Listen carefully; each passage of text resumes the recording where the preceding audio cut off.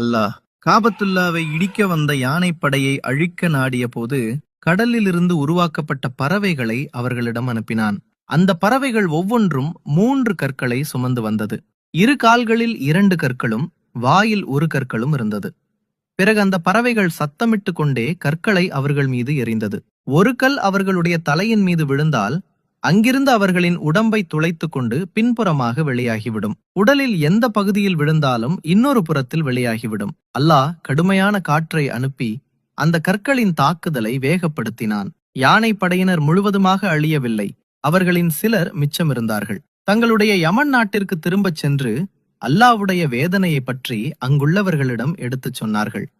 இந்த நிகழ்வு நடந்ததற்கு பிறகு ஒரு பெரிய வெள்ளப்பெருக்கு ஏற்பட்டு அது அங்கு இறந்து கிடந்த உடல்களை இழுத்துச் சென்று கடலில் தள்ளியது.